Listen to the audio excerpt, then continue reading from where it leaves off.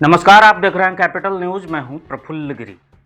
पलामू जिले के चैनपुर थाना क्षेत्र स्थित रामपुर गांव में शनिवार की सुबह जमीन विवाद ने अचानक खूनी संघर्ष का रूप ले लिया। एक विधवा महिला के घर निर्माण को लेकर शुरू हुआ विवाद कुछ ही घंटों में गोलियों की तड़तड़ाहट में बदल गया। इस गोलीकांड में सकेंद्र चौधरी की मौत हो गई, जबकि यशवंत कुमार, संजय चौधरी और मनु चौधरी गंभीर रूप से घायल हुए हैं। घटना के बाद पूरे गांव में तनाव का माहौल है और इलाके में भारी पुलिस बल की तैनाती कर दी गई है। जानकारी के मुताबिक रामपुर गांव में एक विधवा महिला अपने घर का निर्माण करवा रही थी। आरोप है कि शनिवार की सुबह मंटू सिंह नामक व्यक्ति कई लोगों के साथ वहां पहुंचा और महिला के निर्माणाधीन घर की दीवार को गिरा दिया।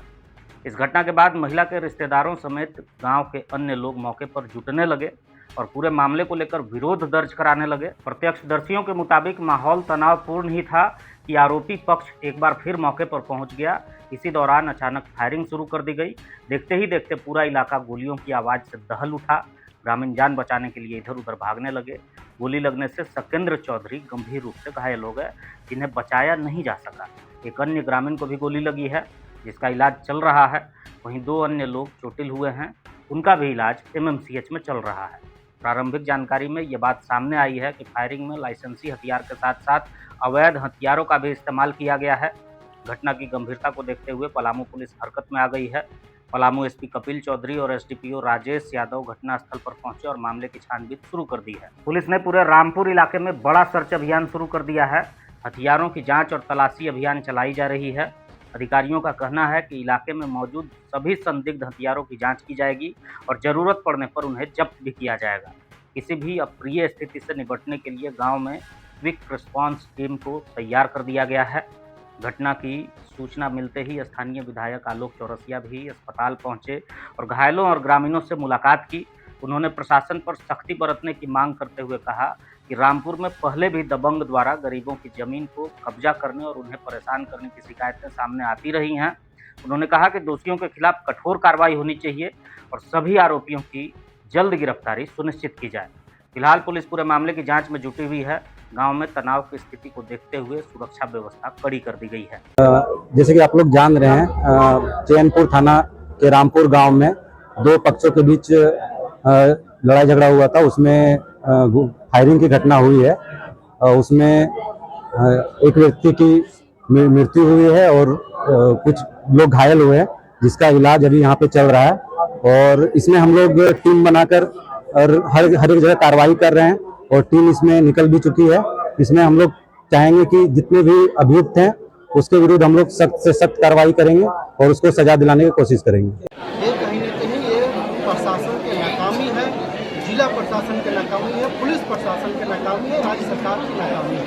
इस चीज़ को मैं दर्शाऊंगा। और आज मैं देखा एक व्यक्ति की हत्या भी हो गई और उनके परिवार के 4-5 सदस्य बुरी तरह घायल हैं, जिनका इलाज कराना और जिनको देख रेख करना बहुत मुश्किल घड़ी में आज हम सब यहाँ पर। मेरे ख्याल से जिला प्रशासन को कठोर से कठोर कार्रवाई करने की जरूरत है।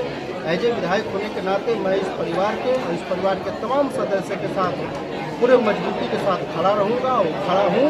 और जिला प्रशासन बराबर, आज नया नहीं है इन लोग का, बहुत पहले भी इन लोग का जमीन का विवाद और जमीन के चलते बराबर डराना, धमकाना, घर पर चढ़ जाना, कमज़ोर समझकर उन लोगों को दबाना, ये कहीं ना कहीं वहाँ के कुछ लोगों की प्रतीति बन गई है। आज कहीं ना कहीं उन लोगों का मनोबल बढ़ने का कारण है लाइसेंस हथियार, घर में हथियार, किसी को गोली मार देना, किसी के ऊपर जमीन हड़प लेना, ऐसे तमाम मुद्दे आज हम लोगों के यहाँ आने के बाद पता चला है। मेरे ख्याल से प्रशासन को पूरे गंभीरता से इस पर ध्यान देना चाहिए और गंभीरता के साथ इस पर कार्रवाई भी करना चाहिए ताकि इन परिवार को न्याय मिले, क्योंकि इनके 30-35 साल के व्यक्ति की हत्या हो गई है। इससे बड़ा और दुर्भाग्य कुछ नहीं हो सकता है। प्रशासन को इन लोग सुबह से ही कॉल लगा रहे थे और प्रशासन अगर तत्परता लाई रहती तो ऐसा घटना नहीं घटता। जिला प्रशासन और पलामू SP इसको पूरे मजबूती से कार्रवाई करने के काम होता है, उससे मारा गया है तो वो अंदर में होगा। हमारा एडवाइस रहेगा यहाँ के जो FMT के जो स्पेशलाइज्ड डॉक्टर है,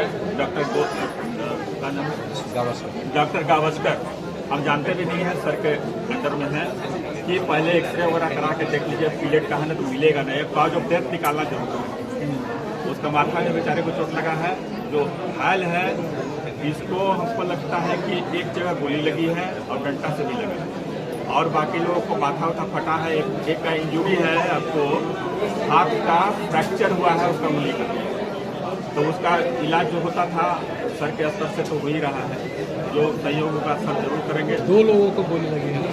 2 को गोली लगी, एक मृत हो गया है, एक